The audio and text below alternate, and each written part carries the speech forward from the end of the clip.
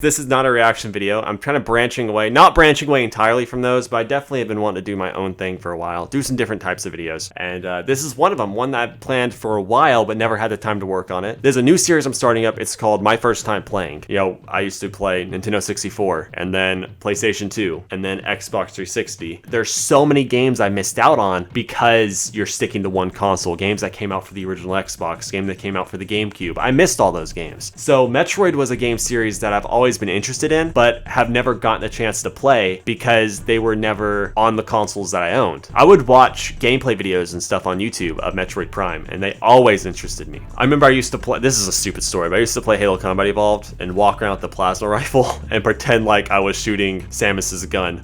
I don't know why. Look, I was young, okay? I was probably like, what, 10? So I wasn't that young. I don't know. Well, it's a stupid story. Forget it. But anyways, growing up, that was always a game series that I marked on my list, and that was always one to check out. But I could never play the games because the consoles, I never owned the consoles they were on. Turns out I actually did. I owned a Game Boy Advance my entire life. So you're thinking like, oh, so what Metroid game did you play on the Game Boy Advance? What was your first Metroid game you played? Was it Zero Mission? Yes, I own all these games. I'm going to show them off. Of course I am. Was it Metroid Zero Mission or Metroid Fusion?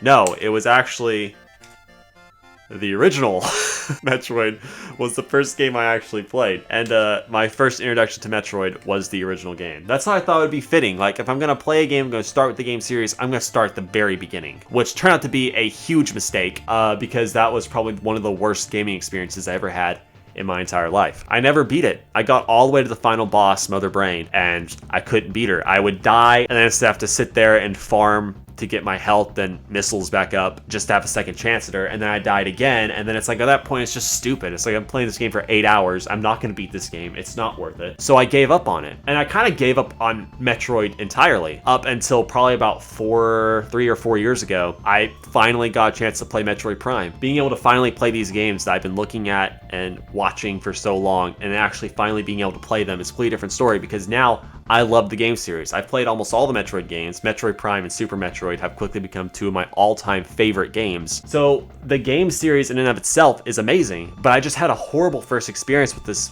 first game. And it's not that it was a bad game at all, it was just incredibly tedious. I don't know, it left a bad taste in my mouth, and I can never forget it, because going forwards and playing all these games, the one regret I have is not ever truly beating the original Metroid. But I never had any desire to go back and play it because it left such a bad impression on me. So I thought this would be a fun little way. I know this is not technically the first time I played this game, so I'm a hypocrite in the title. To start out the series, I thought, why not play a game I've already technically played but never beaten? I'm going to replay the original Metroid and see if the game was as bad as I remember. I think it'll be a better experience now that I've grown. I've played a lot of games. I've beaten a lot of classic video games. I think my skills have improved enough to where I could beat this game. But we're going to try it out and see how it goes. What's the worst that can happen? I'm playing this on my NES Classic this time, so using a controller will probably help me, I imagine. Let's start this game off.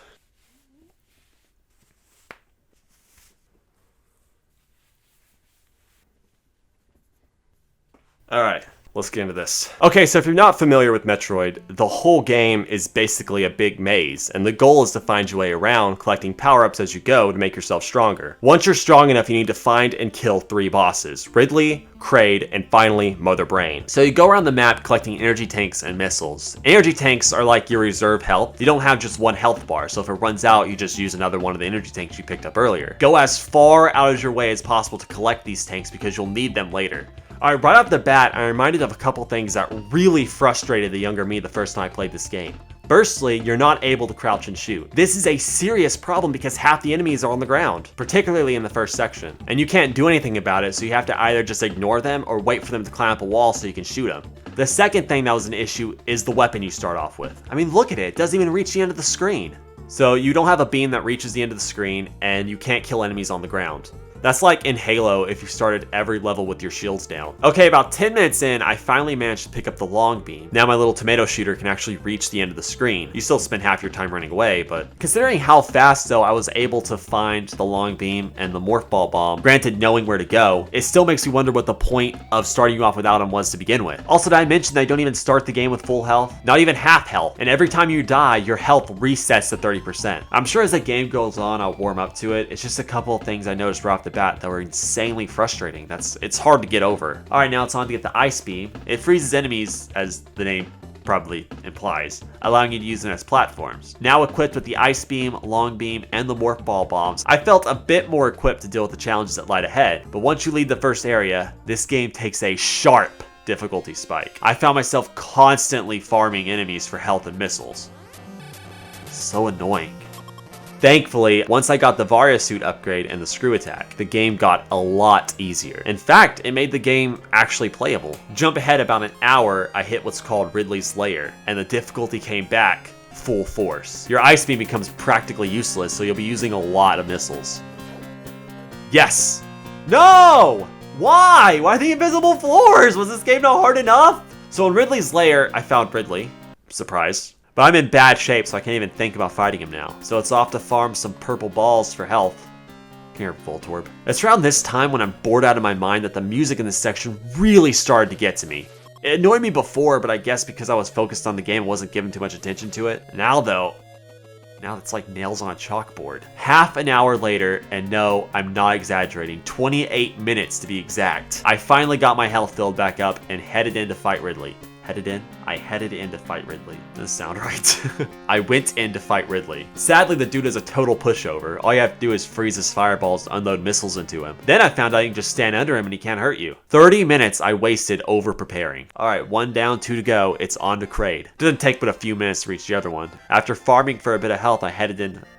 There that word is again, headed. Why do I write that? I head in to fight. Maybe it's just head. I don't know why I'm worried about this so much. After wasting almost all of my missiles, I finally beat him. But not before he took a sizable chunk out of my health. I blame that mostly on skill level though, I suck. Now that the 2 bosses are dead, the door to Mother Brain is open. Now all that's left is to head in and kill her. Something that was a problem through the whole game, but not truly notable until this fight, is the lag. Anytime there is more than 5 things on screen, the game will slow down, then speed up, then slow down again, speed up again, making it really hard to time shots. It's beyond frustrating. By the time I started my fight against Mother Brain, I was already down to half health. Of course I died, like anyone would, and the thought of farming for another 30 minutes to an hour just to have a second chance at the fight made my palms sweaty. And also remember, I've been playing this game for 4 hours at this point. Don't get me wrong, I can play games like Xenoblade or Dragon Age or KOTOR or any other more relaxing RPG game like that all day long. Sure, those games have their intense moments, but it's balanced out by sections where you're walking around the town talking to NPCs, you know, trading and buying armor,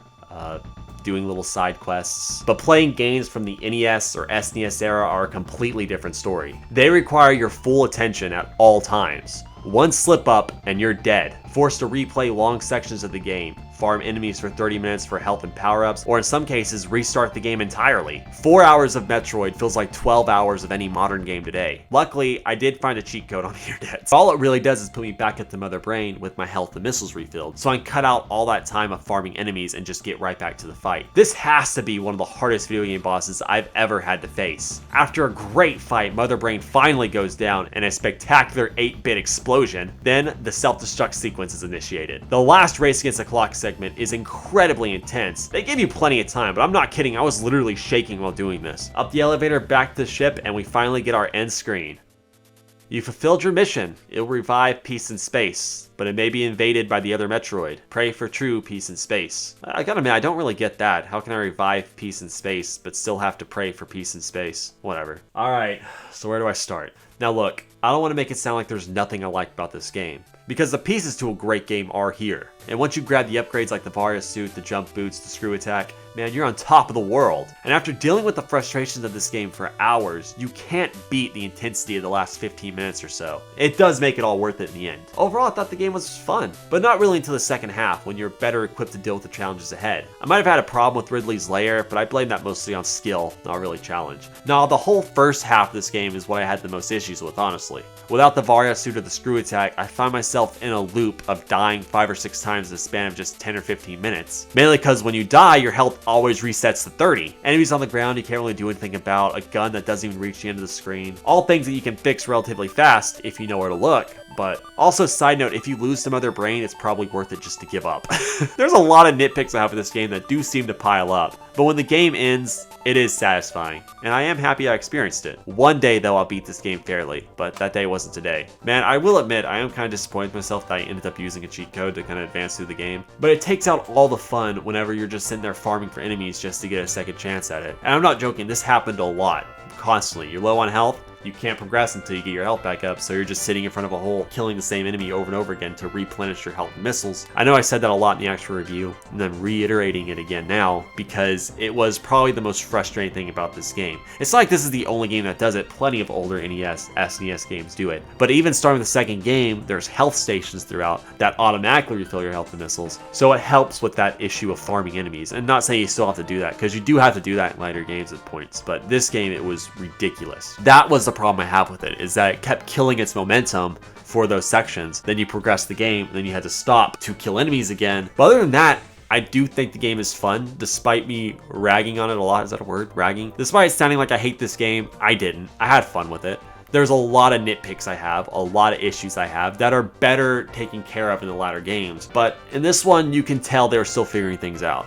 The game isn't bad at all. I think that if it was the only game in its series, it would still hold up pretty well. But since other games like Super Metroid, even Metroid 2 to an extent, came along and fixed a lot of the issues that the first one had, it makes this one look really bad in comparison. So yeah, that is my review of the original Metroid. If you guys want to suggest games, please do that. I'll be taking suggestions and then playing the game and giving my overall experience like this. And with those games, it'll actually be my first time playing. This one was a special case, I guess. Thank you guys for watching. I'll catch you guys in the next one. Peace out.